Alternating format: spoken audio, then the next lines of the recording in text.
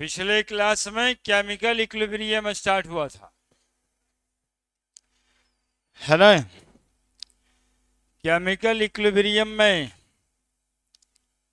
हम लोग ये फोटो बनाए थे और फोटो से देखे थे कि इक्विलिब्रियम क्या होता है, व्हाट इज केमिकल इक्विलिब्रियम। तो ये भाई साहब क्या कर रहा है यहाँ पे, ना आगे जा सकता है न पीछे जा सकता है, न फॉरवर्ड न बैकवर्ड। तो जहां पे है वहीं पे खड़ा रहेगा, यानी इसके पोजीशन में कोई चेंज ऑब्जर्व नहीं होगा। इसके पोजीशन में कोई चेंज ऑब्जर्व नहीं होगा। इसके पोजीशन में कोई चेंज ऑब्जर्व रे करेगा बदमाशी। ऐसा ना करो कि फिर हमको कुछ करना पड़े। शांति से जब पढ़ने का समय हो तो शुरू कर दो, है ना। बाद में पछताने से ज्यादा बढ़िया अब ये पछता जाओ। क्या करेगा ये, ना आगे जाएगा ना पीछे जाएगा, तो कहाँ रहेगा, बोले अपने पोजीशन पे खड़ा रहेगा, कोई चेंज ऑब्जर्व नहीं होगा। इसको इक्विलिब्रियम कहते हैं, है ना। इसी पोजीशन को इक्विलिब्रियम कहते हैं। फिर यहाँ पर दिखाए सी सॉ है, ये भाई साहब इधर खड़ा है, ये भाई साहब इधर खड़ा है, दोनों का पेट बराबर है। तो सी सॉ जो हिलता डुलता है वो हिले डुलेगा नहीं, वो सामने एक दूसरे को देखते रहेगा। पोजीशन को इक्विलिब्रियम कहते हैं, कोई चेंज ऑब्जर्व नहीं हुआ। ये तो ट्रेन बनाए थे, दोनों एक ही डायरेक्शन में एक ही स्पीड से जा रहा है, एक ही डायरेक्शन में एक ही स्पीड से जा रहा है। तो दोनों एक दूसरे को देखते दिल्ली पहुंच जाएगा, कोई चेंज ऑब्जर्व नहीं हो। यहाँ ट्रेन मोशन में है लेकिन ये दोनों बॉडी इक्विलिब्रियम में, चूंकि एक दूसरे के रिस्पेक्ट में कोई चेंज ऑब्जर्व नहीं हो रहा है। यहाँ पानी भर रहे थे टंकी में, 20 लीटर पानी पर सेकंड नीचे आता और 20 लीटर पानी पर सेकंड बाहर जाता है। शुरुआत से पानी का लेवल बढ़ रहा था, लेकिन जैसे ही ऐसा सिचुएशन आया पानी का लेवल कांस्टेंट हो गया। Rate of inlet of water is equal to rate of outlet of water. Water का लेवल इसके बाद बढ़ेगा नहीं, हालांकि मोटर चलता रहेगा। वाटर के लेवल को इक्विलिब्रियम कहेंगे, है ना। तो इक्विलिब्रियम का डिफिनीशन था कि whenever there are no any changes are observe called as equilibrium. Whenever there are no any further changes are observed, the system is called in equilibrium, है ना। जब सिस्टम में कोई बदलाव देखा नहीं जाए तो सिस्टम को हम कहते हैं कि इक्विलिब्रियम पे आ गया। दो तरह से ऐसा हो सकता है, एक तो बॉडी रेस्ट में हो गया तो स्टैटिक इक्विलिब्रियम, बॉडी मोशन में फिर भी कोई चेंज ऑब्जर्व नहीं हो रहा है, that is called dynamic equilibrium. Next reaction. अब ये इक्विलिब्रियम का फेनोमेनन कैसे केमिकल रिएक्शन में इस्टेब्लिश्ड होगा। तो रिएक्शन दो तरह का होता है, एक रिवर्सिबल रिएक्शन और एक रिवर्सिबल रिएक्शन में रिएक्टेंट प्रोडक्ट बनता और प्रोडक्ट भी रिएक्टेंट बनता है, लेकिन इरिवर्सिबल रिएक्शन में रिएक्टेंट एक बार प्रोडक्ट बन गया तो प्रोडक्ट फिर से रिएक्टेंट नहीं बनता है। दैट इज रिवर्सिबल और irreversible reaction. such type of reaction in which reactant converted into product and product also converted into reactant is known as reversible reaction. Such type of reaction in which reactant once converted into product, product never revert back to reactant, it is known as irreversible reaction. Reversible reaction consists from forward reaction and और irreversible reaction में सिर्फ if the forward reaction is exothermic the backward reaction is, एक तरफ से energy लेगा तो दूसरे तरफ से एनर्जी देगा, ये चाहे तो एनर्जी लेगा चाहे तो एनर्जी देगा। यानी इट इज आइदर एक्सोथर्मिक और एंडोथर्मिक। इसमें इक्विलिब्रियम इस्टेब्लिश्ड होगा, यानी जो रिएक्शन रिवर्सिएबल होगा उसमें इक्विलिब्रियम इस्टेब्लिश्ड होगा, और जो रिएक्शन इरिवर्सिबल होगा उसमें इक्विलिब्रियम इस्टेब्लिश्ड नहीं होगा। ये बाई डायरेक्शनल होता है और ये यूनी डायरेक्शनल होता है। ये यूनी डायरेक्शनल होता है और ये कैसा होता है? By directional. जहां लिखे हो जगह है जोड़ देना। रिवर्सिबल रिएक्शन बाई डायरेक्शनल होता है, इरिवर्सिबल रिएक्शन बाई डायरेक्शन का मतलब है यही दोनों डायरेक्शन से होता है रिएक्शन, है ना। जबकि इरिवर्सिबल रिएक्शन सिर्फ एक ही डायरेक्शन में होता है।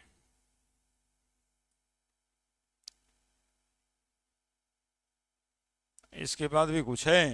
इक्विलिब्रियम दो तरह का होता है, फिजिकल इक्विलिब्रियम और यदि इक्विलिब्रियम का फेनोमेनन फिजिकल चेंज में ऑब्जर्व होता है तो इसको फिजिकल इक्विलिब्रियम कहते हैं, और यदि इक्विलिब्रियम का फेनोमेनन केमिकल चेंज में ऑब्जर्व होता है तो उसको केमिकल इक्विलिब्रियम कहते हैं। फिजिकल इक्विलिब्रियम एग्जाम्पल है डायनामिक इक्विलिब्रियम का। डायनामिक इक्विलिब्रियम कहने का मतलब है कि प्रोसेस चलता रहेगा और इक्विलिब्रियम का फेनोमेनन एस्टैब्लिश्ड होगा।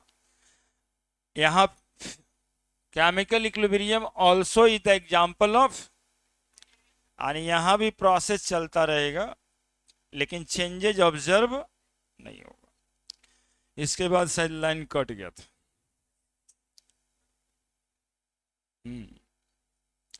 इसके बाद ही से सीखना है आज।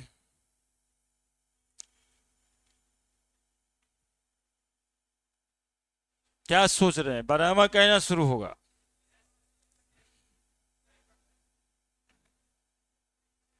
बहुत कुछ लोग ऐसे सोचते हैं, अच्छा ये सब ठीक है, ये सब तो ठीक है, बरामा शुरू कहना से होगा।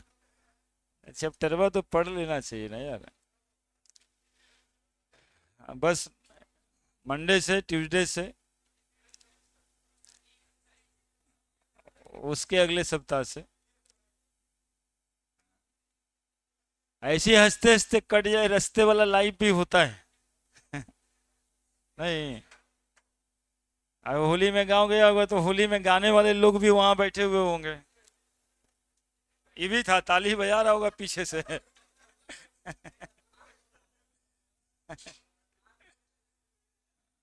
वो भी एक काम है गांव, वो भी एक काम ही है, लेकिन एक्चुअली में उस पर्पस के लिए यहाँ आए नहीं थे, आए थे कुछ करने के लिए। तो हम लोग उस कुछ कराने में लगे हुए, कि कुछ सीख जाएगा तो कुछ करेगा, है ना। बाबूजी भी यही चाहते हैं कि इस सब तरह से झाल ना बजाए। नहीं, एक बढ़िया कहावत है कि झाल बजाता है, क्या करता है गांव में रह के? तो झाल बजाता है। होली में देखा होगा झाल बजाने वाला कुछ लोग होगा। अरे हम भी बजा रहे तो वो कह रहे। हाँ बोलो क्या बोलता है। हाँ, दोनों दोनों में एक ही होगा, है ना। इसीलिए क्वेश्चन भी होता है कि which type of equilibrium is dynamic in nature, तो फिजिकल भी और केमिकल भी, ठीक है।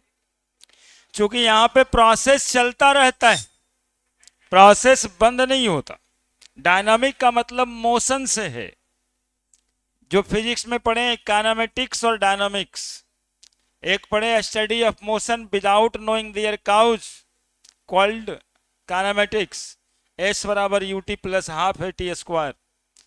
और डायनामिक्स पढ़े थे study of motion with knowing their cause, F is equal to M A. Force लगाएंगे तो एक्सेलरेशन आता है, यानी force is the cause of motion, dynamics. तो ये डायनामिक है, यानी ये दोनों प्रोसेस मोशन में होता है, ठीक है। अब बात यही पढ़ना होता है ना कि मोशन में है अब फिर भी कोई चेंज ऑब्जर्व नहीं हो रहा है। नहीं तो ये अजीब लगता है, रुका हुआ है कोई चेंज ऑब्जर्व नहीं हुआ है, तब तो ठीक ही है ना। जैसे एक आध बच्चा एक रामा बरामा में पढ़ लिया, उसमें नॉलेज में डेवलपमेंट कुछ हो ही नहीं रहा है, 10वां वाला ही नॉलेज रखा है, तो इक्विलिब्रियम आ गया लेकिन फेनोमेनन तो चल रहा है। है ना, ग्रामा भी हो गया, बारामा भी हो गया, लेकिन उसकी नॉलेज, बोला नहीं सर वो भी नहीं, हम जो ABCD पढ़े थे ना हमको वही आज तक याद है, ABCD तो लिख देंगे। तो इक्विलिब्रियम में आ गया है, प्रोसेस चल रहा है। Next example of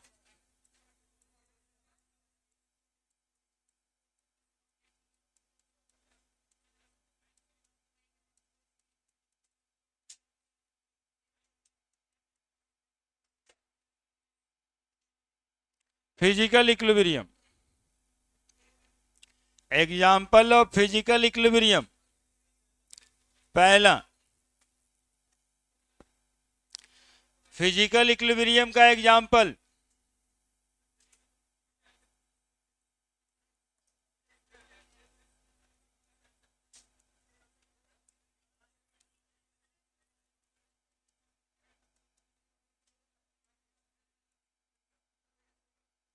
solid liquid equilibrium.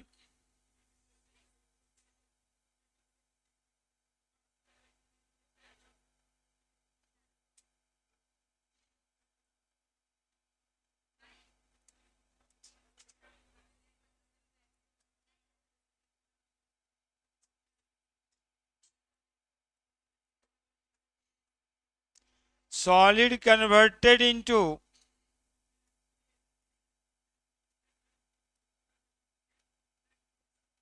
Liquid, इसको क्या बोलते हैं? मेल्टिंग। और लिक्विड सॉलिड में कन्वर्ट होता है तो क्या बोलते हैं? वाटर के केस में कितना डिग्री पे आता है? तो at the melting point, at the melting point of water there will be ice and water both exist in equilibrium, है ना। 0 डिग्री सेंटीग्रेड पे आइस भी होगा और वाटर भी होगा। किस चीज पे? इक्विलिब्रियम पे। क्लियर है?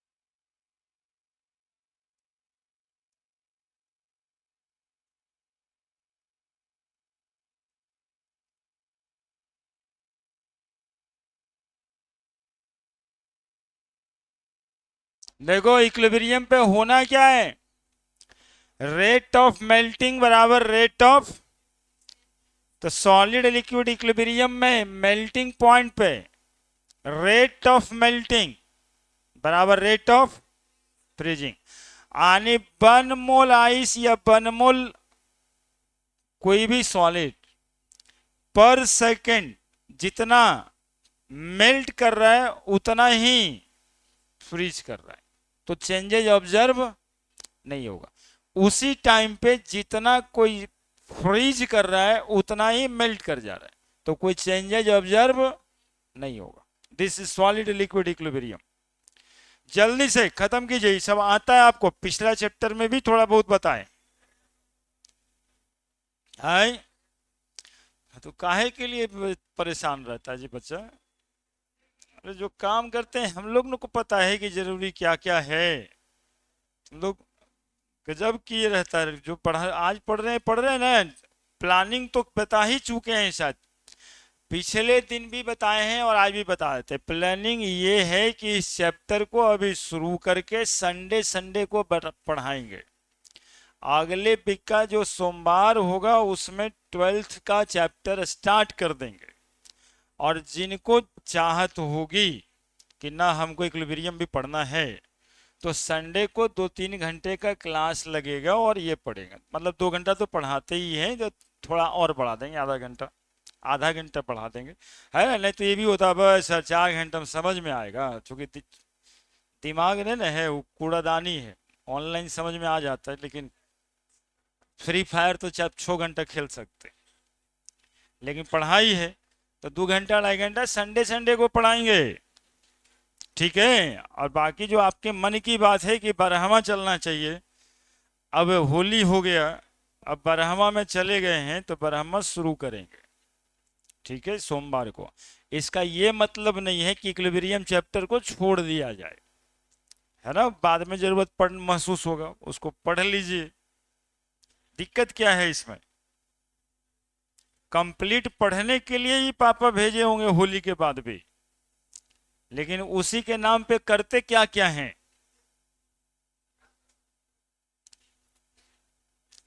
और जो आप करते हैं, आप गांव में बाबूजी को सुनना पड़ता है, चचा लोग बोलते रहते होंगे पढ़े वाला है। चाले चलन देख के देखे ना, तो होलिया वहां करके गिरल था उन्हें। थोड़ा सुधार लाइए उसमें। वो होली में जब गाने वाला था ना, झाल बजाने थे, वो कोना में पड़ा, हाँ पड़ले रह गया, फिर शाम में उठा के लाया गया था। ऐसे सब ऐसे करता है। बड़े अजय जल्दी।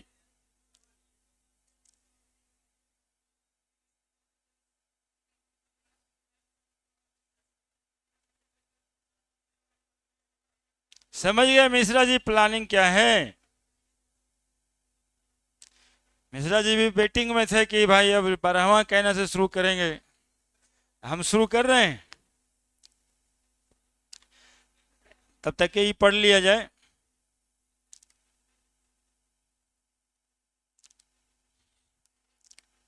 इसी तरह से एक इक्विलिब्रियम फिजिकल प्रोसेस का आएगा, लिक्विड गैस इक्विलिब्रियम। क्या क्या हो सकता है सोच लिया। अच्छा ये बात भी बता दो, सब जानता है ना 0 डिग्री सेंटीग्रेड पे आइस और लिक्विड में इक्विलिब्रियम होगा। टेम्परेचर जैसे जैसे ज्यादा बढ़ेगा, आइस पूरा का पूरा क्या बन जाता है, 4 डिग्री सेंटीग्रेड। 4 डिग्री सेंटीग्रेड आने आते आते पूरे की पूरी आइस, ठीक है, फिर 4 डिग्री से घटा के 0 पे लाओगे तो दोनों रहेगा। अब -4 कर देंगे तो पूरा का पूरा लिक्विड आइस बन जाएगा, है ना। तो +4 से -4 तक ये फिनोमेनन होता है, जिसमें 0 डिग्री सेंटीग्रेड पे प्रोसेस इक्विलिब्रियम में होता है ना। समझ रहे हैं क्या बोल रहे हैं। आइस और वाटर का कन्वर्सन 4 से -4 डिग्री सेंटीग्रेड तक 0 डिग्री सेंटीग्रेड पे फिनोमेनन इक्विलिब्रियम में। दूसरा लिक्विड गैस इक्विलिब्रियम।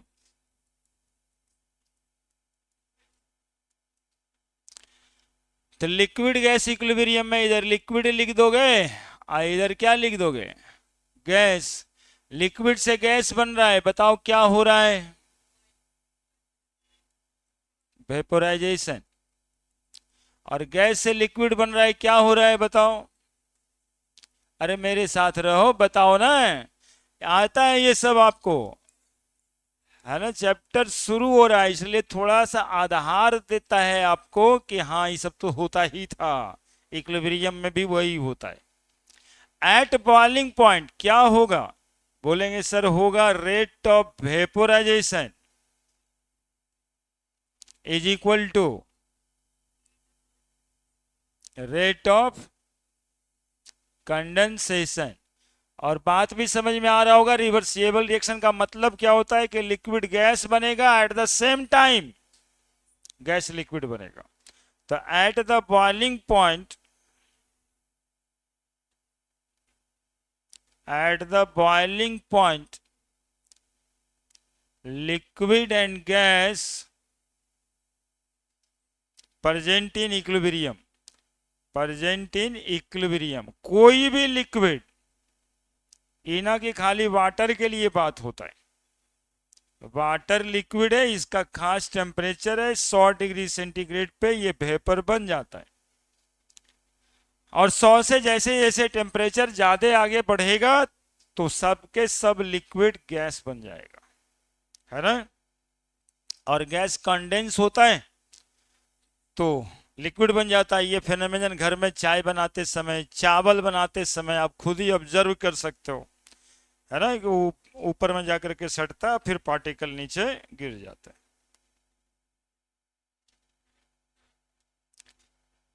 लिखो थोड़ा जल्दी जल्दी, चीजें आसान है।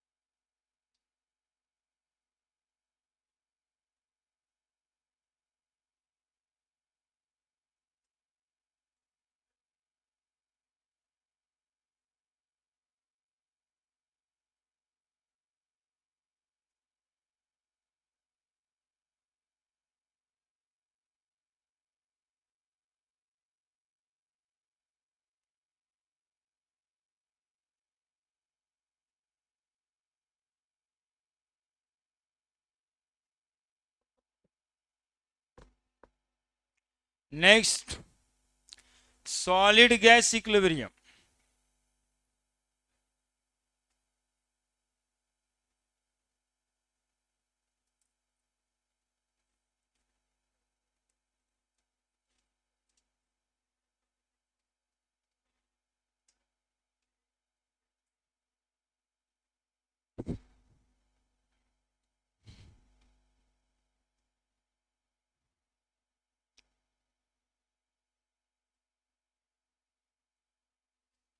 थोड़ा छोटा हो जा रहा है इसलिए।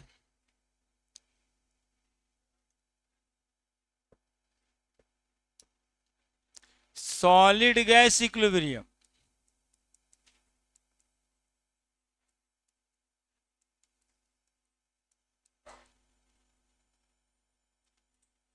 सॉलिड कन्वर्टेड इनटू गैस, कौन सा प्रोसेस का नाम दीजिएगा? तो सब्लिमेशन, सॉलिड गैस में कन्वर्ट होता है, इसको सब्लिमेशन कहते हैं। और गैस सॉलिड में सॉलिडिफिकेशन। तो क्या होना है? At the temperature of sublimation,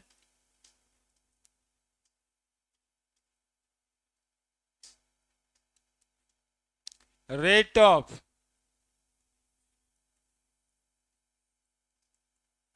sublimation बराबर रेट ऑफ सॉलिडिफिकेशन।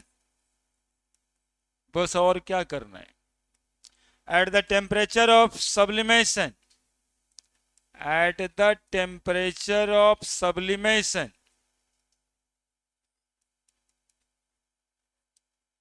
जो हर चीज का अलग अलग सॉलिड का अलग अलग होगा, लेकिन एक बात सेम होगा कि solid and gas present in equilibrium.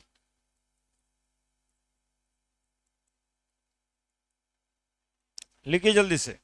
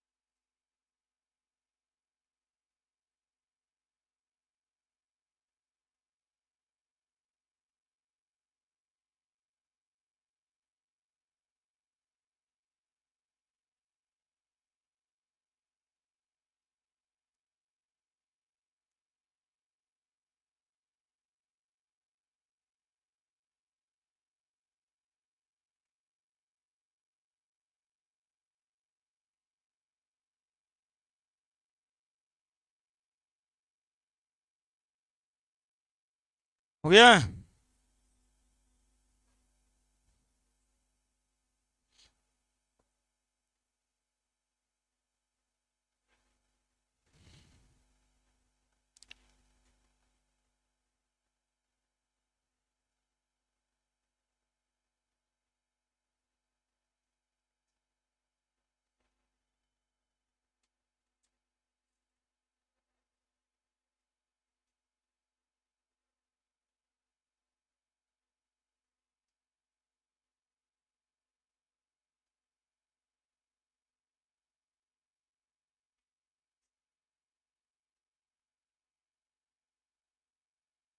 बढ़े।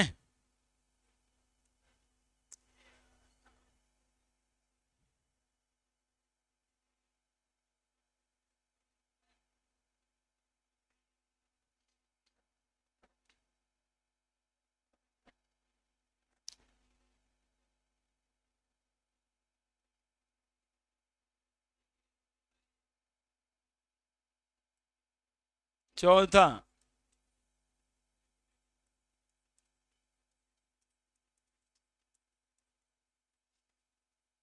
Solvent solution equilibrium.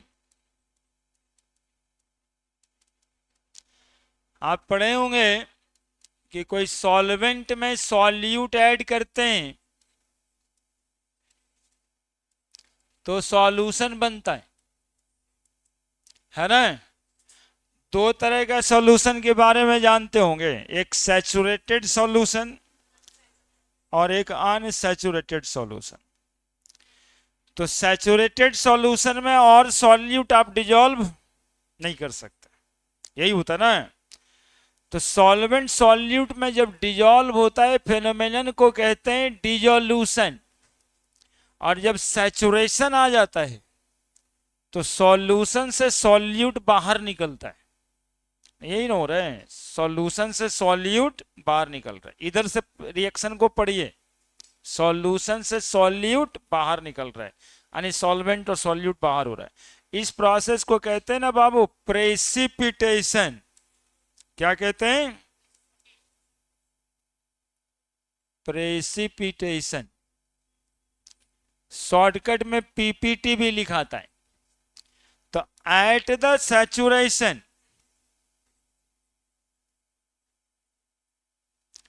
At the saturation rate of dissolution is equal to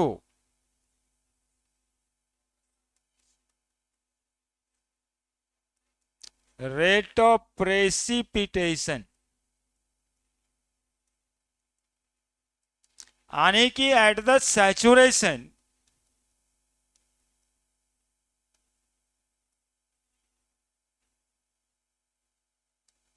the solution and solvent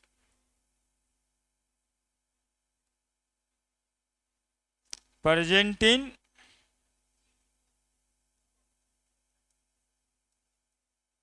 equilibrium. Saturated, saturation पे रेट ऑफ डिजोल्यूशन, यानी जितना सॉल्वेंट में सॉल्यूट डिजॉल्व होगा उतना ही rate से precipitation होगा, यानी सॉल्यूशन से सॉल्यूट बाहर निकलेगा। लिखिए जल्दी से।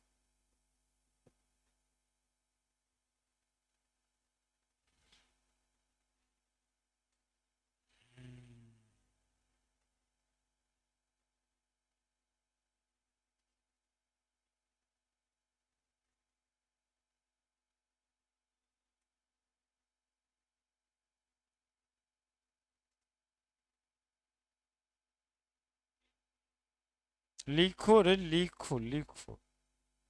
हाँ, लिखने से बिजी हो जाओगे, दिमाग इधर उधर भटकेगा कम। वो एक तरीका है ना, कि ना ये लिख रहा है हम घरे पर लिख लेंगे, ऐसे नहीं करना चाहिए, है ना। लिखना चाहिए, वो एक कंसंट्रेशन का तरीका है।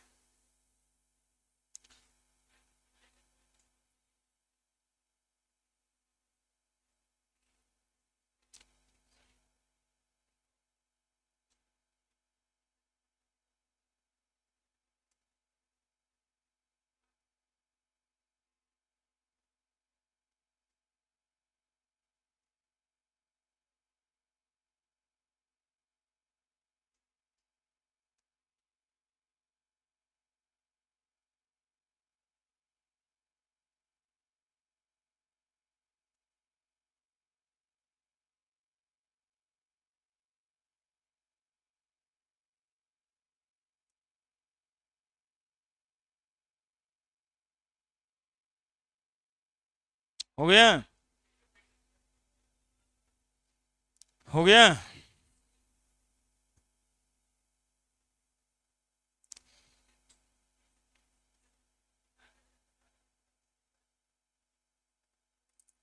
फिजिकल इक्विलिब्रियम के 4 एग्जांपल्स दिए। Solid liquid equilibrium, liquid gas equilibrium, solid gas equilibrium, solvent solution equilibrium are the example of physical equilibrium. Chemical equilibrium का एग्जांपल तो केमिकल रिएक्शन ही होता है। तब आगे स्टार्ट होगा केमिकल इक्विलिब्रियम।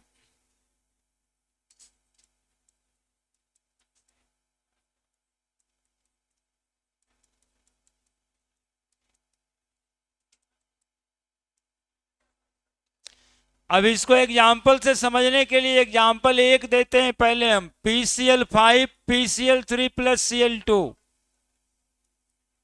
बोलो रिएक्शन क्या हो रहा है ये? बोलेंगे सर डिकम्पोजिशन। उधर से देखेंगे तो क्या हो रहा है ये? कॉम्बिनेशन। तो इस रिएक्शन में इक्विलिब्रियम पे क्या होगा? तो बोलेंगे रेट ऑफ डिकम्पोजिशन, है ना, बराबर रेट ऑफ कॉम्बिनेशन। ठीक है। Example number 2, N2 plus 3H2। इसको पहचानते हैं आप पहले से, 2NH3। आप लिख सकते हैं rate of formation of ammonia बराबर rate of decomposition of ammonia at equilibrium. Rate of formation of ammonia बराबर rate of decomposition of ammonia. और ऐसे ही जिस जिस रिएक्शन में इक्विलिब्रियम इस्टेब्लिश्ड होगा वहां पर हम लोग रेट लगा देंगे, है ना। Rate of formation of ammonia बराबर rate of decomposition of ammonia. देखिए ना, फॉरवर्ड रिएक्शन में अमोनिया का फॉर्मेशन हो रहा है और बैकवर्ड रिएक्शन में अमोनिया का डिकम्पोजिशन हो रहा है। जब ये 2 मोल बन रहा है उसी समय में 2 मोल टूट जा रहा है, इसलिए कोई चेंजेज ऑब्जर्व नहीं हो रहा है। That is equilibrium. लिखिए एग्जांपल्स ऑफ इक्विलिब्रियम। अब इसमें पढ़ना क्या होता है, कैसे निकाला जाता है कि कब इक्विलिब्रियम आएगा रिएक्शंस में, है ना। तो इक्विलिब्रियम कांस्टेंट एक वर्ड होता है, वहां तक पहुंचते हैं। सबसे पहले रेट पे पहुंचना है ना, कि रेट कैसे निकालेंगे रिएक्शन का।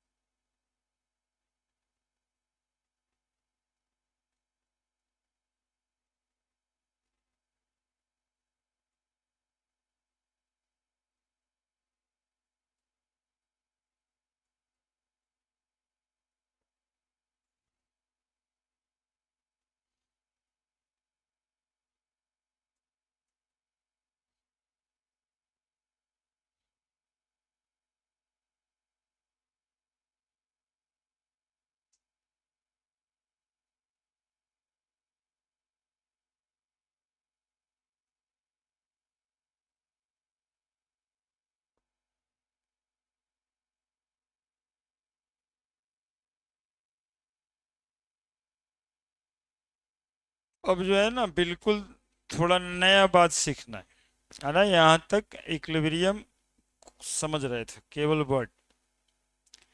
अब पढ़ना है लॉ ऑफ मास एक्शन, है ना। तो बिल्कुल नया होगा, थोड़ा ध्यान ज्यादा ही देना होगा। हो गया।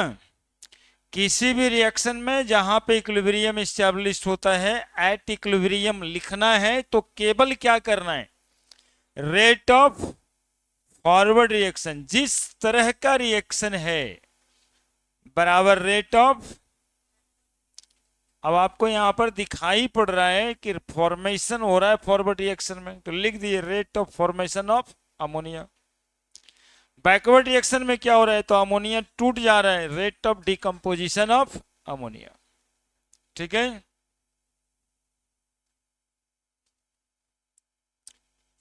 Now the law of mass action.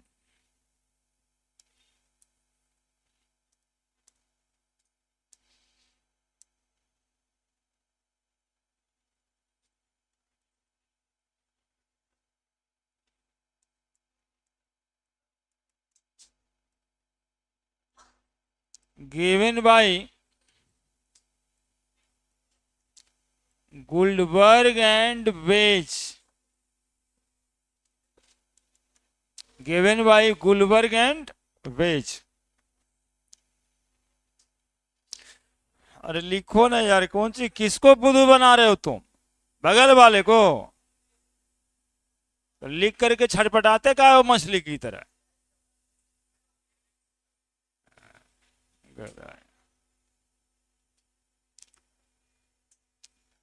कुछ क्लासरूम बिहेव होता है।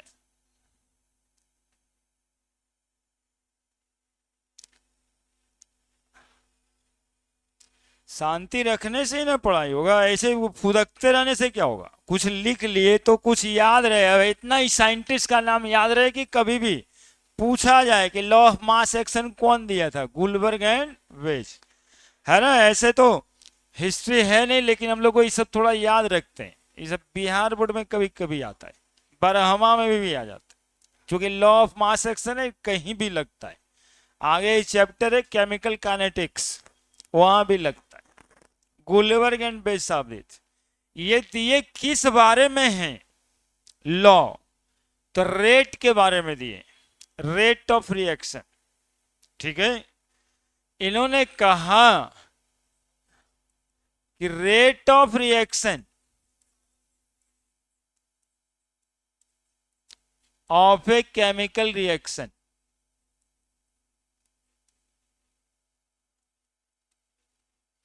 is directly proportional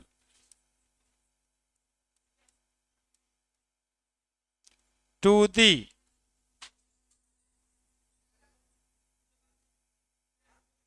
देखो यही करने के लिए बैठे यार, कह रहे थे ना ऐसे ही कुछ कर रहा है।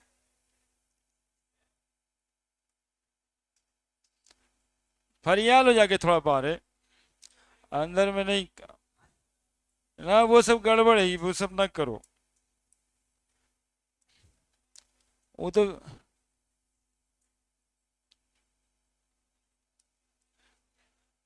rate of reaction of a chemical reaction is directly proportional to the concentration या pressure of reacting species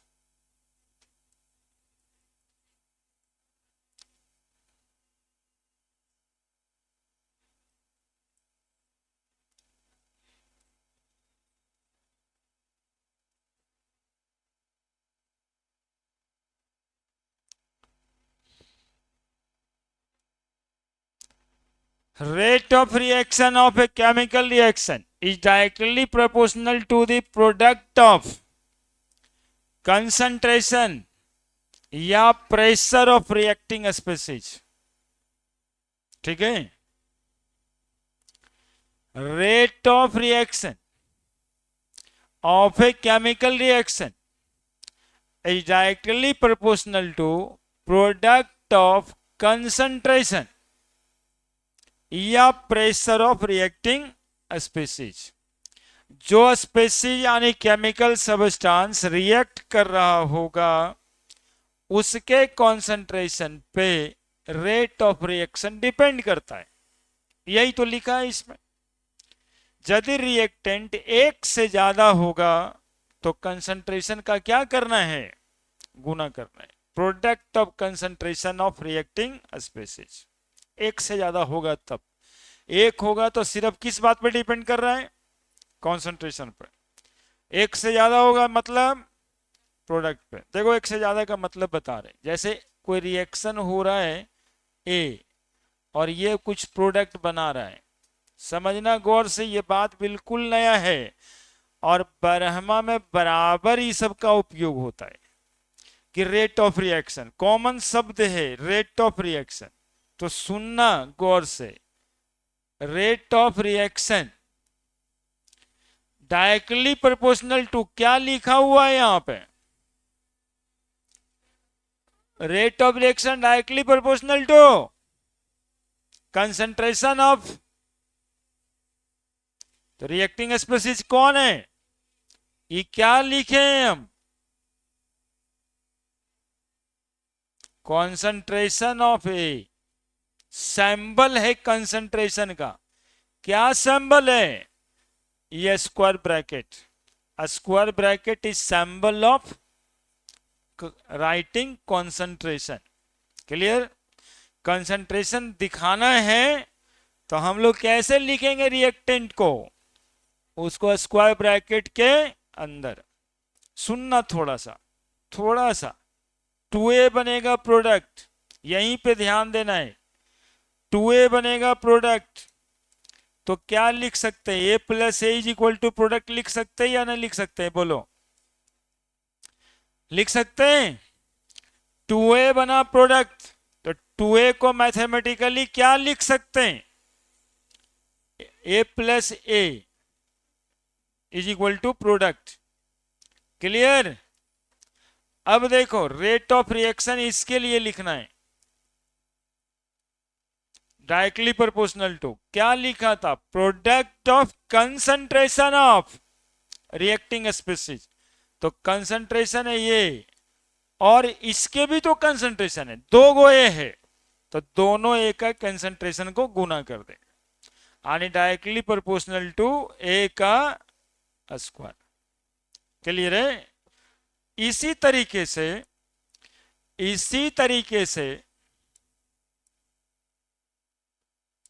यहां पे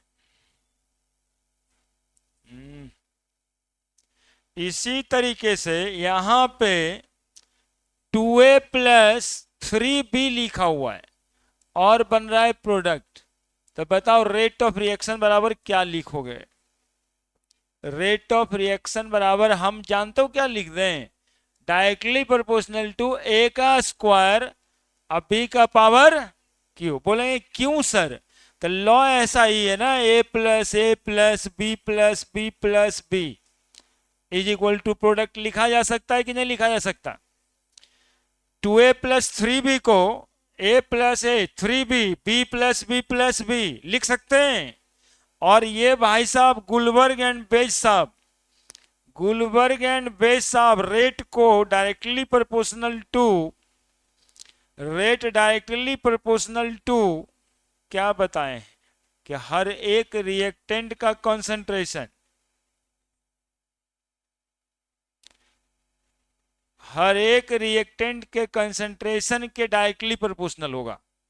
तो बताइए a इंटू ए का स्क्वायर होगा कि नहीं होगा, b इंटू बी का होल क्यूब होगा कि नहीं होगा, क्या, तो कोई भी रिएक्टेंट और प्रोडक्ट होगा तो रेट ऑफ रिएक्शन को इस तरह से हम लोग डायरेक्टली प्रोपोर्शनल कर देंगे। कंसंट्रेशन आपको दिया रहेगा 2 मोल पर लीटर पर सेकेंड, वही पुट कर देना यहाँ पे, लिखिए, लिखो ना, अब देखा देखी करेगा, डिप्रेशन का शिकार है सब, हम दिखा देंगे वो दिखा देंगे, रोड पे कुत्ता जैसा लड़ेगा सब, वो सब वही होता ही है। वो जो मछली है छटपटा रहा था ना उसी समय, यही माहौल नहीं क्रिएट हो, इसी के लिए हम लोग डांटते हैं। हो गया ना क्रिएट, सीन क्रिएट हो गया, अब जाइए एक्टिंग करिए दिन भर, 2-3 दिन डिस्टर्ब रहिएगा, अब वो आदमी बुलाएगा, वो अपना आदमी बुलाएगा। ऐसे तो सुनते थे आदमी सिर्फ औरत का होता है, यहाँ यहाँ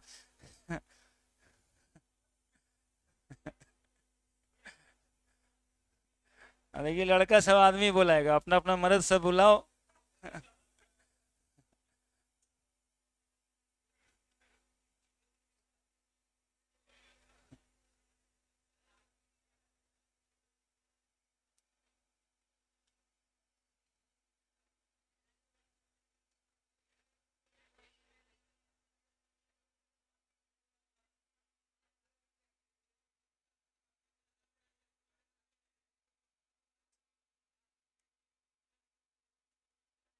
फिर लगा हुआ है, काम करो यार।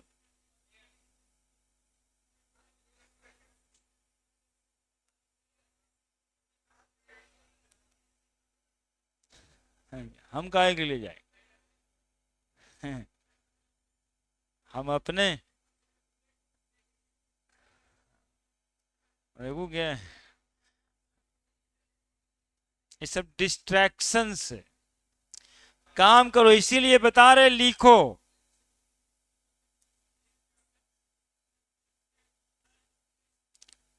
ये सब फुदकने की आदत है, कोई फुदकते रहेगा तो कोई ना कोई उसको परेशान करेगा ही ना।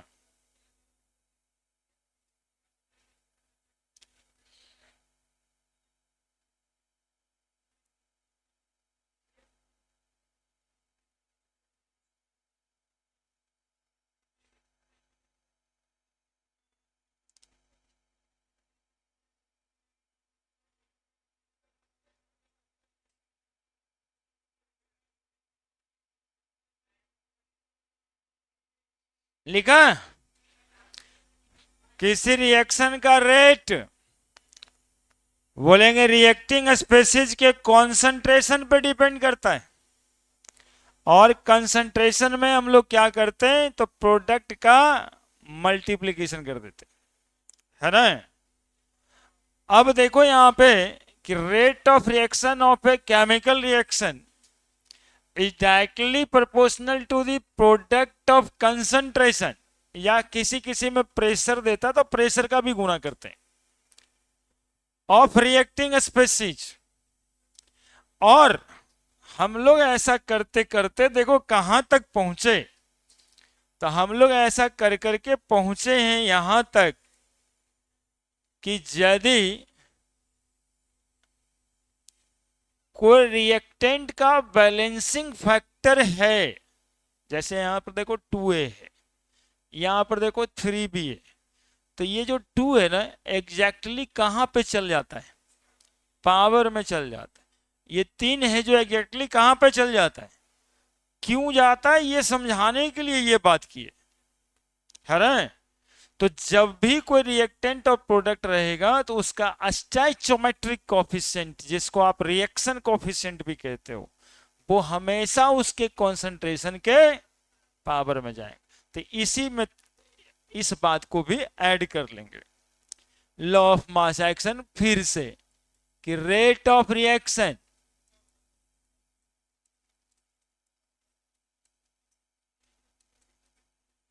Of a chemical reaction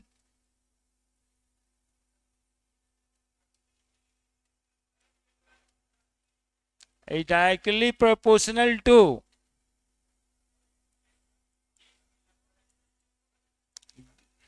the product of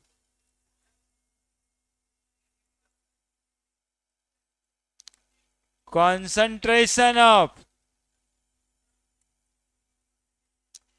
each reacting substance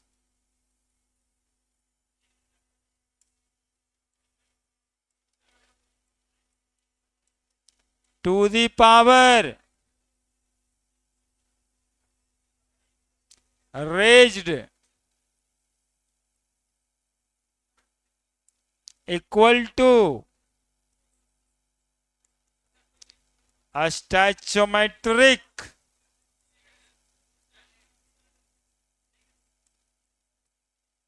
coefficient.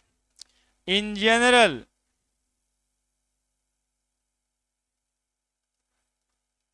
A plus BB ये बनेगा प्रोडक्ट।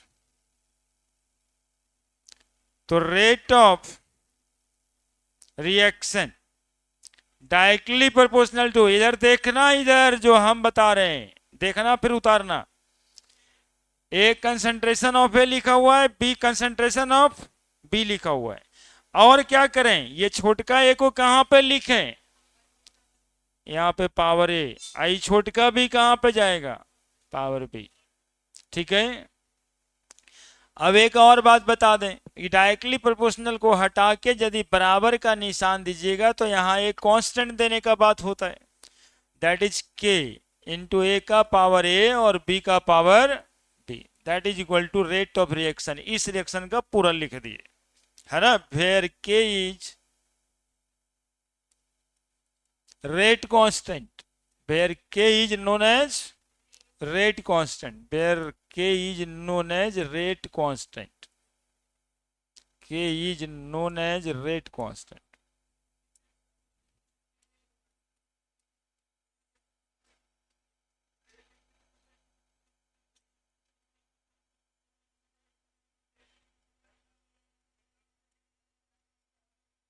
और स्पेसिफिक रिएक्शन रेट भी कहते हैं।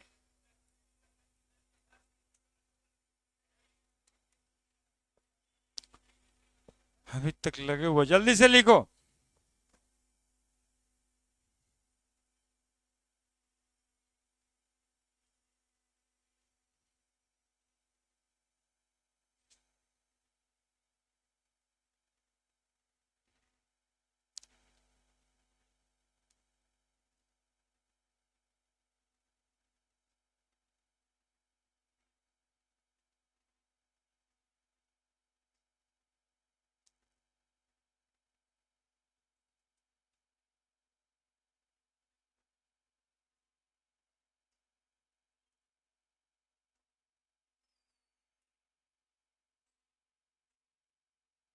इसका आदमी, हाँ वही वही देखो, वही कैटलिस्ट वाला काम किया होगा वो बैठ के, अपने शांति से दो वो लड़वा दिया कैटलिस्ट।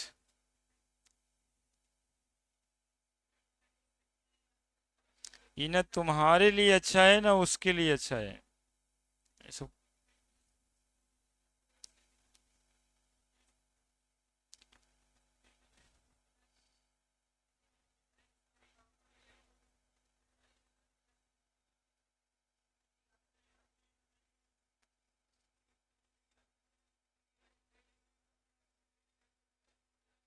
जल्दी।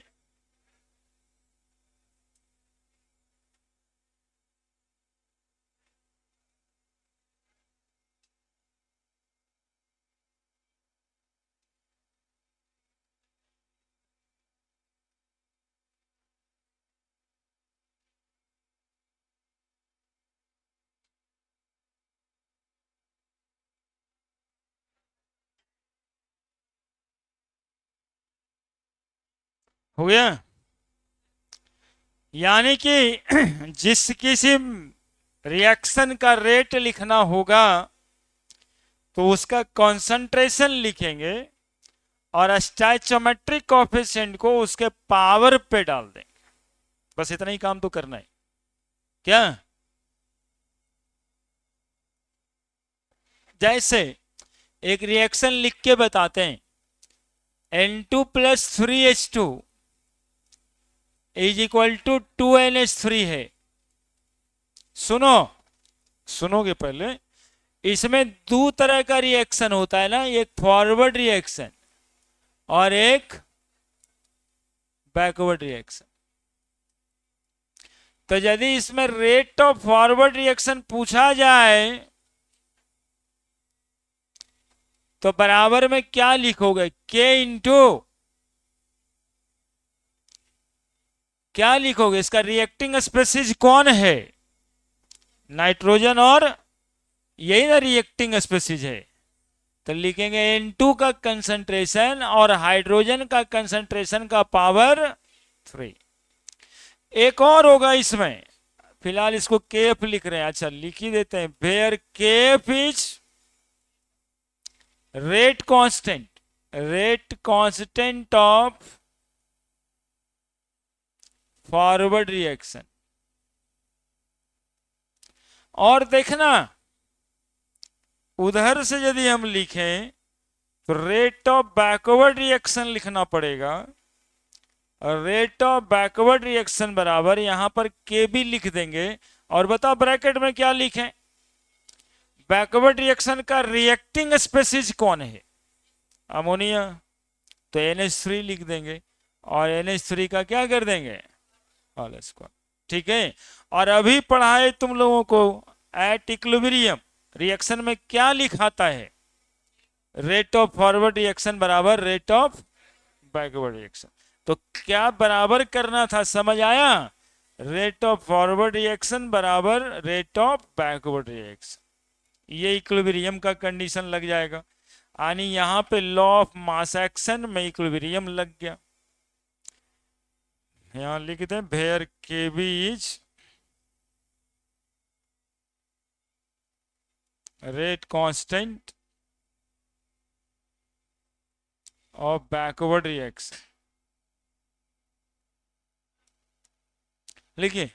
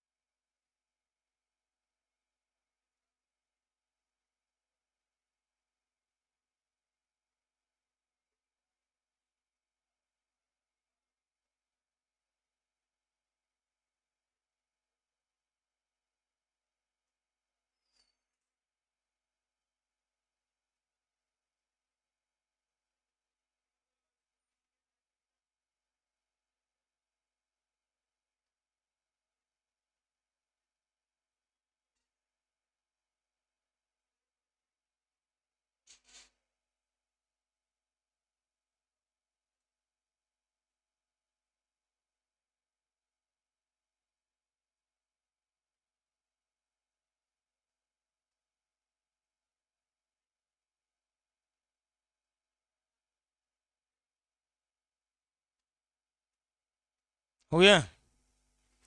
इसी बात को जनरल रिएक्शन के लिए लगा देंगे।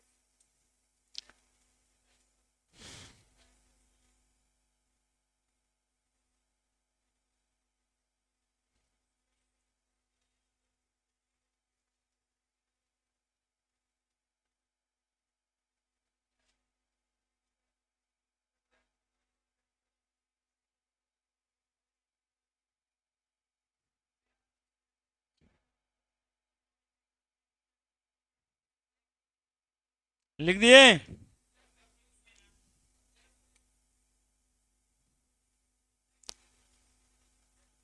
बैक कर दें?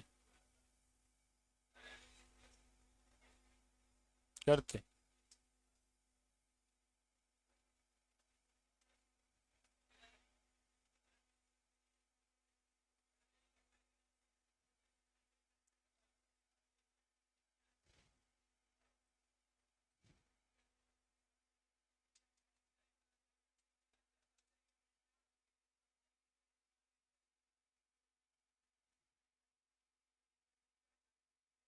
हो गया। अब देखिए आप, इन जनरल एक रिएक्शन इक्विलिब्रियम वाला A plus B B that is equal to C C plus D D. बोलिएगा आप लोग रेट ऑफ फॉरवर्ड रिएक्शन बराबर क्या लिखें? बोलिए, अरे बोलिए ना, हम वही लिखेंगे। के एफ ए का पावर स्मॉल ए, लिख दें। रेट ऑफ बैकवर्ड रिएक्शन बराबर क्या लिखें? बोलिए, के बी इंटू सी का पावर स्मॉल सी। डी का power small D. At equilibrium क्या लिखते हैं? Rate of forward reaction is equal to rate of backward reaction. ये इक्विलिब्रियम के किसी भी रिएक्शन के लिए आप लिखें।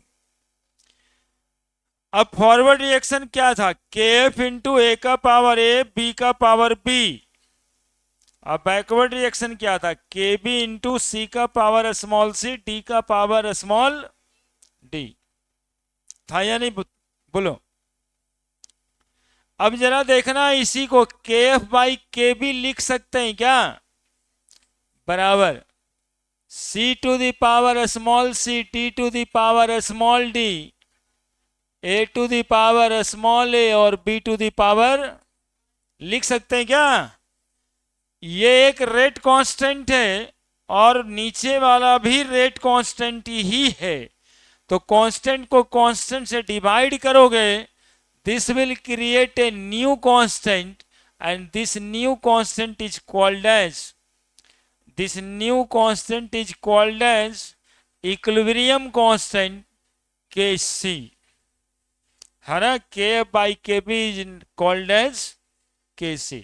ये इसको कहते हैं हम लोग equilibrium constant, where Kc is known as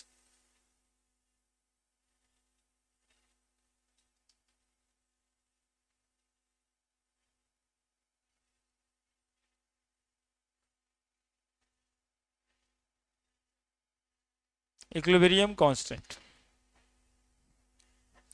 बंद करो खिड़की, बचा आवाज आता है।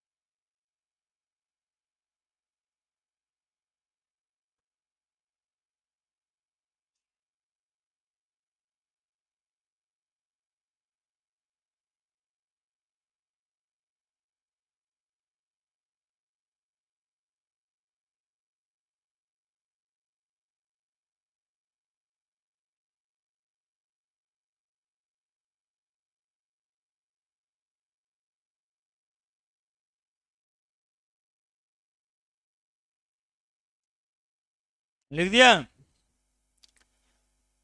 के by K B is known as equilibrium constant K सी।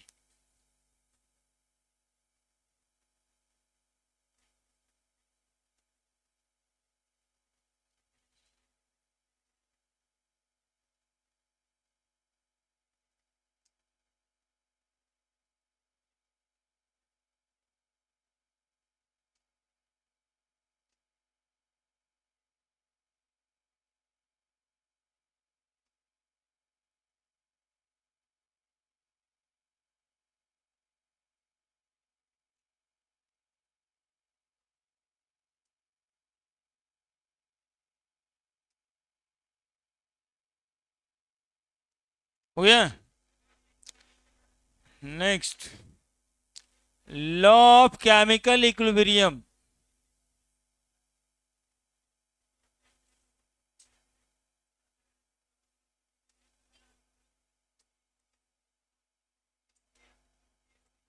सुनेगा? डिफिनीशन ऑफ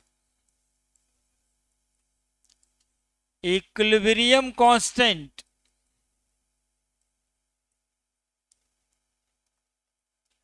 known as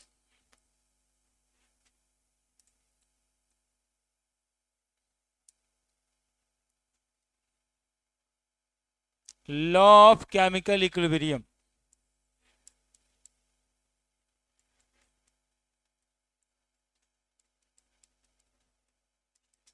क्या लिखे? इक्विलिब्रियम कांस्टेंट का जो डिफिनीशन होगा ना, उसी को बोलेंगे लॉ ऑफ केमिकल इक्विलिब्रियम। किसको बोलते हैं law of chemical equilibrium? Equilibrium constant के डिफिनीशन को। डिफिनीशन बनाइए, के एफ बाई के बी बराबर आप पढ़े हैं के सी। तो क्या डिफिनीशन बनाइएगा? बोलिए। The ratio of rate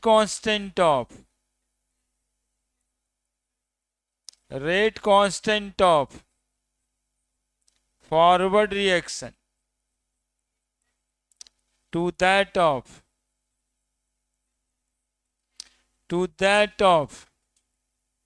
rate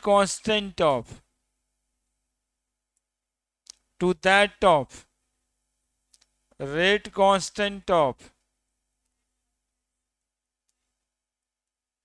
backward reaction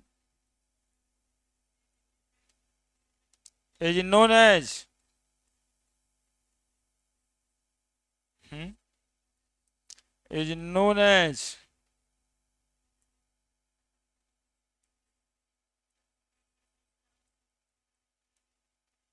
equilibrium constant, is known as equilibrium constant।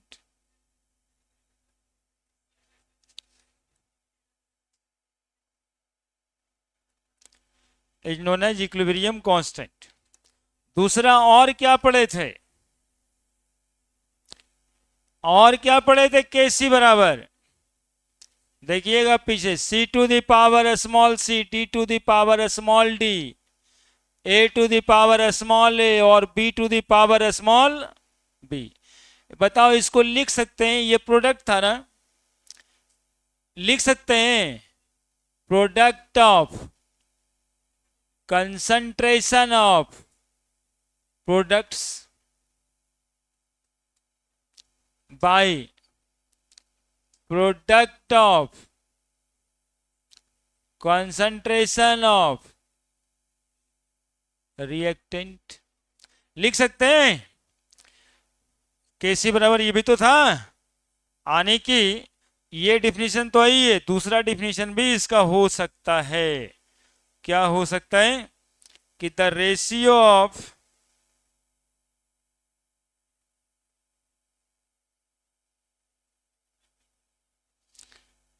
Product of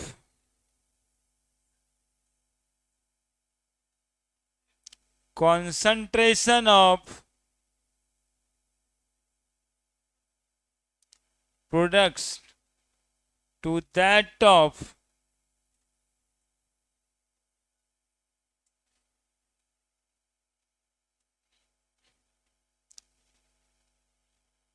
concentration of reactant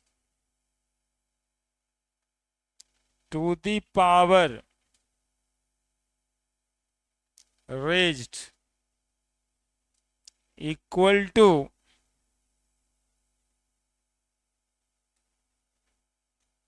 stoichiometric coefficient called as equilibrium constant।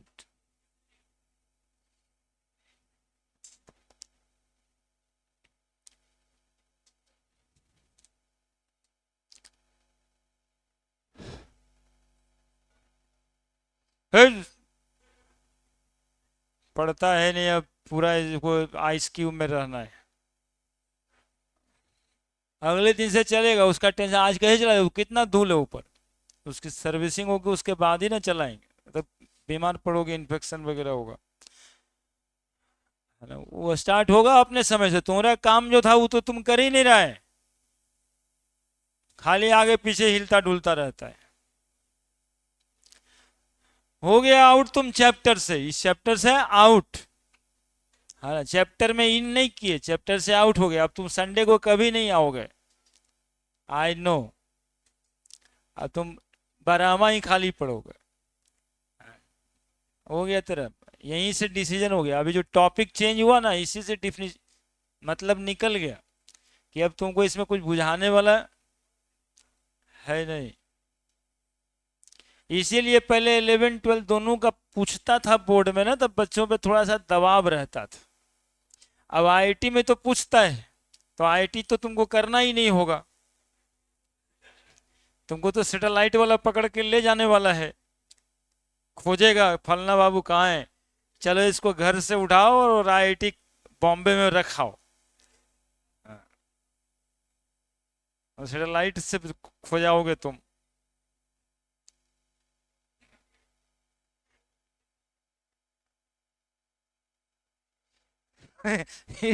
इसका पोस्टर साट देंगे झाल बजाने में।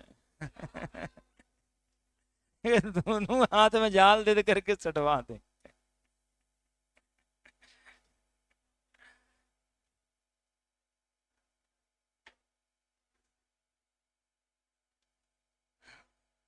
लॉ ऑफ केमिकल इक्विलिब्रियम केसी। अब हम लोग सीखेंगे कि केसी किसी रिएक्शन का लिखते कैसे हैं। केसी बराबर होता क्या है, ये कहां से आया, इसके लिए पीछे था, कहां से आया, किस चीज का रिजल्ट है ये, तो कहेंगे लॉ ऑफ केमिकल कॉम्बिनेशन, मतलब लॉ ऑफ मास एक्शन, है ना, गुलबर्ग एंड बेज साहब, उन्हीं के हिसाब से यहां तक पहुंचे। इसमें लॉ क्या है, तो बोलेंगे लॉ इसमें कुछ नया नहीं है, लॉ तो एक ही था, law of mass action. Equilibrium constant के डिफिनीशन को जो केसी निकाल के दिया, उसी को लॉ ऑफ केमिकल इक्विलिब्रियम कहा गया है। आने की लॉ ऑफ मास एक्शन ही बाद में चल के लॉ ऑफ केमिकल इक्विलिब्रियम बन गया, है ना। लॉ ऑफ मास एक्शन ही लॉ ऑफ का केमिकल इक्विलिब्रियम बन गया, है ना। केसी बराबर आया था K F by K B, the ratio of rate constant of forward reaction to that of rate constant of backward reaction is known as equilibrium constant. गिरा हुआ लग रहा है, तो नोन एज इक्विलिब्रियम कांस्टेंट वही लिखेंगे, थोड़ा सीधा कर देते हैं सिर्फ, नोन एज इक्विलिब्रियम कांस्टेंट।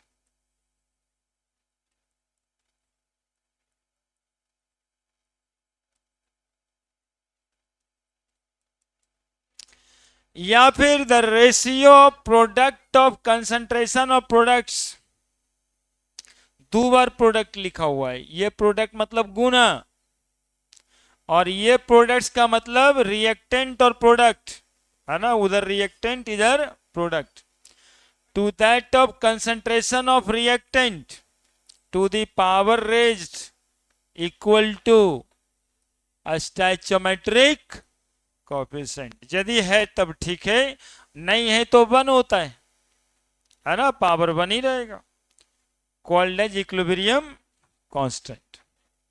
जल्दी से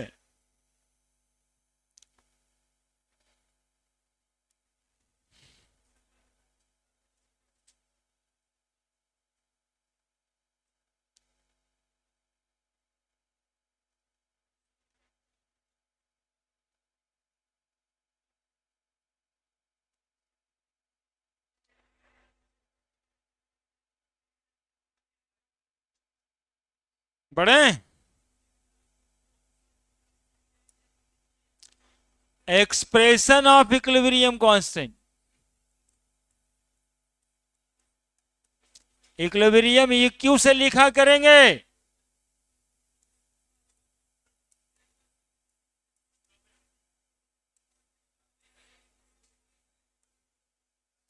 देखो केस 1 PCl5 टूट के PCl3 प्लस Cl2 हो जाएगा।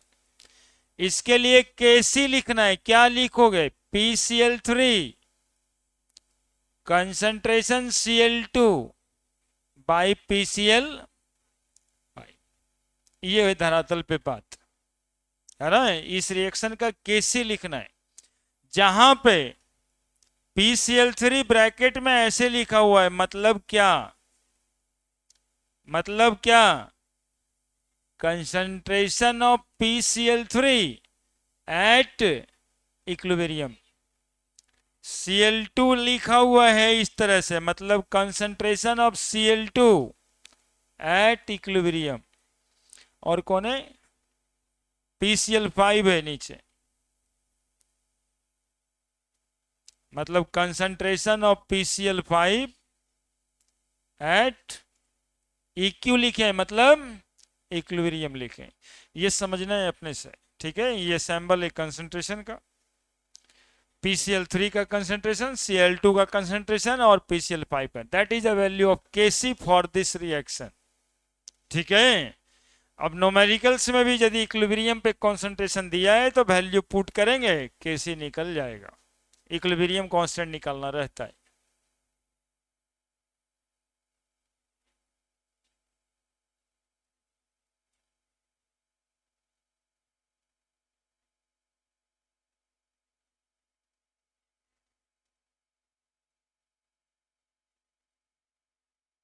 देखो इस रिएक्शन का Kc क्या लिखेंगे,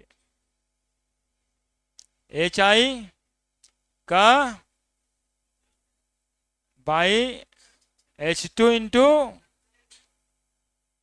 पढ़ लेंगे इसी तरह से, concentration of HI, concentration of H2, concentration of I2।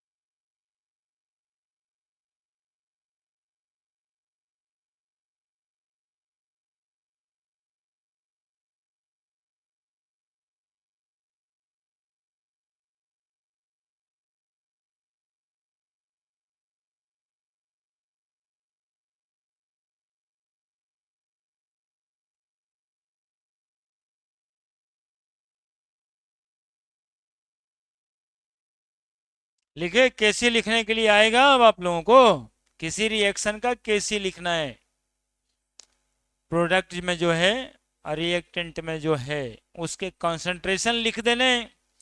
एक काम और करना है कि जो स्टैचोमेट्रिक कोएफिशिएंट रहे उसको पावर में रख देना है, बस इतना ही सही काम, ठीक है। Now the unit of Kc,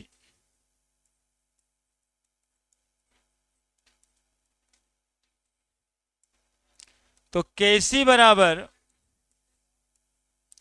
C to the power C, D to the power D, A to the power A, B to the power B। Unit concentration का क्या होता है,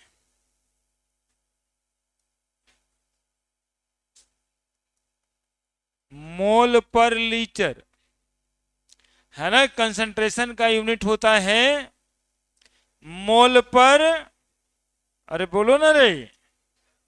तो Kc बराबर C का कंसंट्रेशन यानी मोल पर लीटर पावर क्या C, mole per litre power क्या D, mole per litre power क्या A, mole per litre power क्या B। ठीक है। तो C plus D A plus B, C plus D और A प्लस बी क्या है? तो देखो क्या है बता रहे हैं, यहां देखना समझना अच्छे से। A plus B B small C plus small D. बताओ C प्लस स्मॉल डी क्या है? Number of mole of product, number of mole of product है। A प्लस बी क्या है? Number of mole of reactant है या नहीं है? इसको एनपी लिखना, इसको एनआर लिखना। ठीक है। अब बताओ यूनिट ऑफ केसी बराबर क्या लिखें? Mole per litre power C plus D by mole per litre power A plus B. तो बताओ केसी बराबर क्या लिखें? मोल पर लीटर सी प्लस डी के जगह पे number of mole of product by mole per litre number of mole of reactant. तो बताओ केसी बराबर क्या लिखें? Mole per litre power NP minus NR. अब एनपी माइनस एनआर बराबर क्या लिखोगे? देखो हम बताते हैं। एनपी माइनस एनआर बराबर लिखोगे change in number of mole. NP minus NR बराबर लिखोगे डेल्टा एन, और डेल्टा एन बराबर क्या हो जाएगा? Change in number of mole in during the reaction. तो यूनिट ऑफ केसी फाइनली क्या होगा? मोल per litre power delta N, इतना बड़ा यूनिट होगा केसी का। यानी केसी का यूनिट डेल्टा एन पे डिपेंड करेगा, पावर में कितना लिखा हुआ है।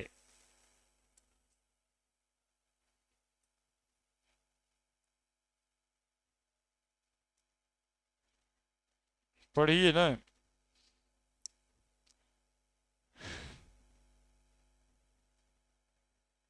दिक्कत कहाँ है बताइए? सब तो आसान आसान लग रहा है।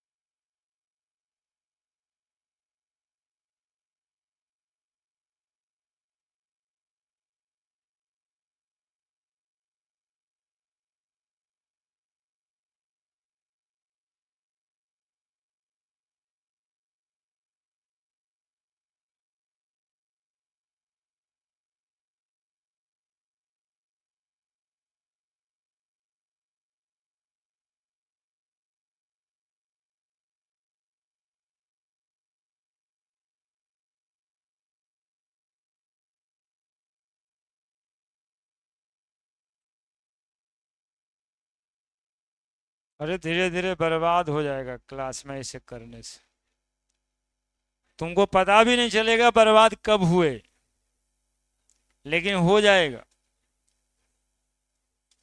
मतलब पढ़ने से बर्बाद हो जाएगा। मतलब पढ़ के आईआईटी करने लायक बच्चा था, लेकिन बेचारा उसके साथ ऐसा हुआ कि दो चार गो अगल बगल वाला दोस्त ले बैठा, बाकी सब तुम्हारे लिए ले बैठा है। तो ध्यान दो उस बात पे। वो सब सोच लिया कि अब बारहवें में पढ़ना है, लेकिन तुम तो सोचा था ना कि इक्विलिब्रियम भी पढ़ लेंगे, तो उसके वजह से अपनी सोच क्यों बदलता है?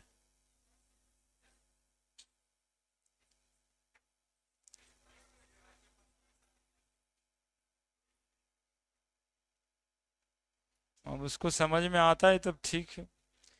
तुम भी तो ठीक ही है, तुम भी तो सोच सकता था इतना अच्छा बात।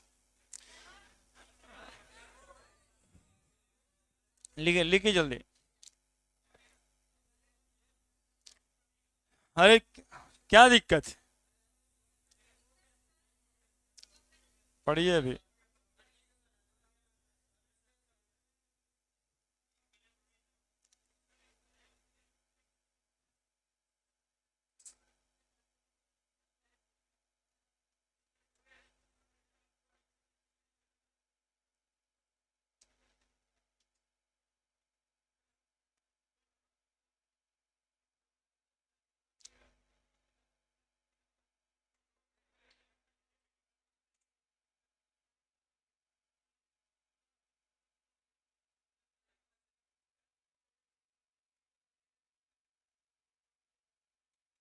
हो गया।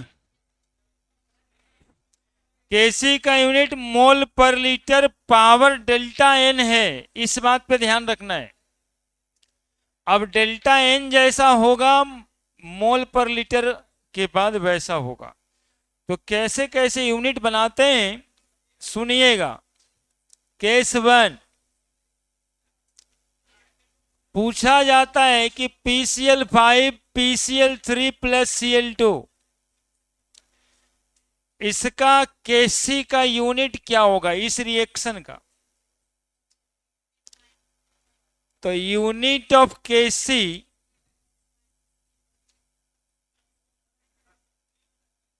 फॉर दिस रिएक्शन, ठीक है, केसी का यूनिट इस रिएक्शन के लिए क्या होगा?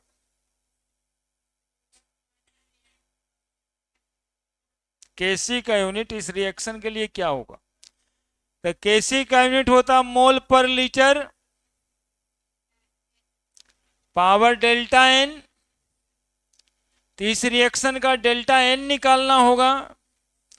तो डेल्टा एन बराबर होता है एनपी माइनस एनआर।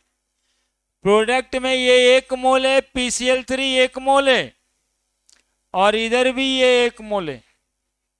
तो प्रोडक्ट का नंबर ऑफ मोल 1 + 1 है, और रिएक्टेंट का नंबर ऑफ मोल 1 है।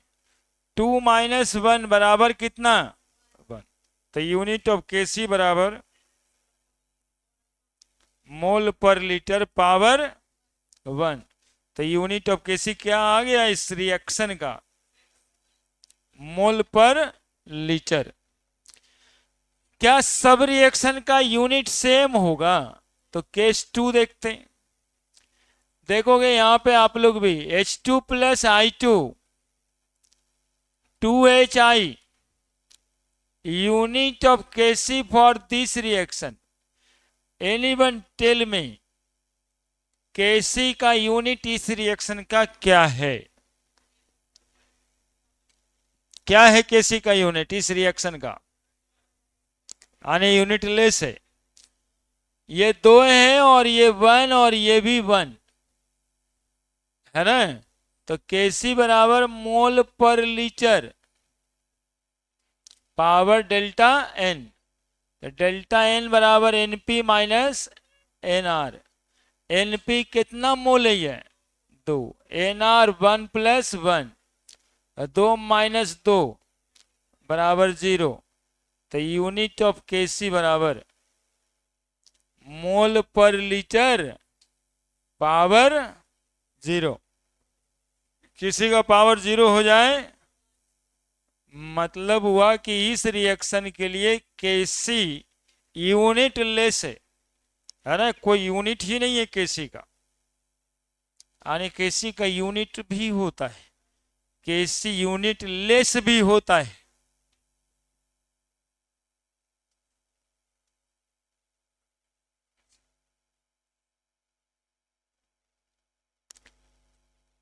Case number 3, N2 plus 3H2 2NH3, दोनों को उतारिए, इसका यूनिट बताइए।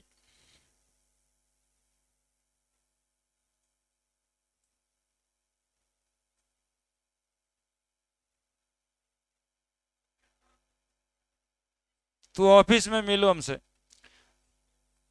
मिलना बाहर जाकर के।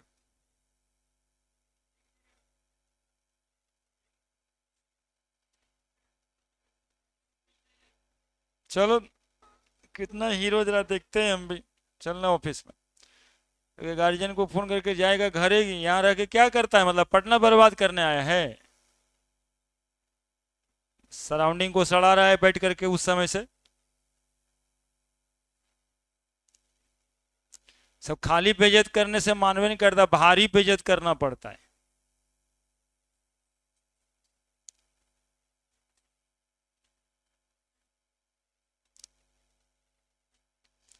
तुम्हारे अपने वजह से तुम्हारे घाटा होता है ठीक है, लेकिन तुम समाज ही का घाटा कर दो और हम उसको देखते रहें तो ये हमारे लिए भी खराब है ना।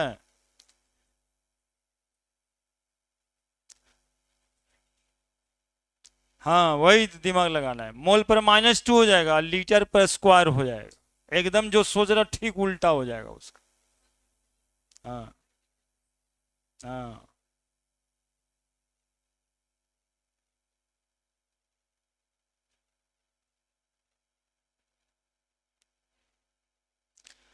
पावर में क्या आया, यूनिट ऑफ केसी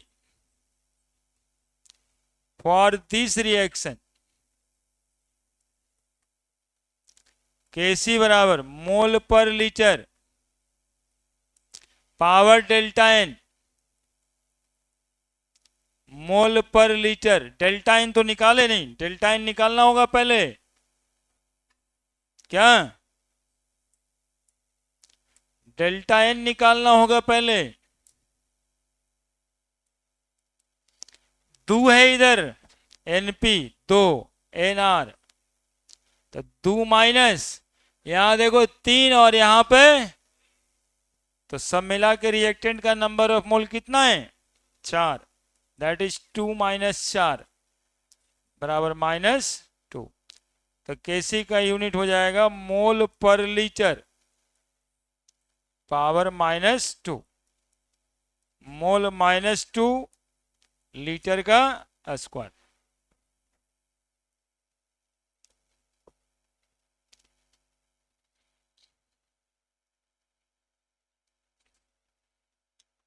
कैसे कलम बंद करने की शक्ल लगे, कितना इंपॉर्टेंट काम करने जाना है,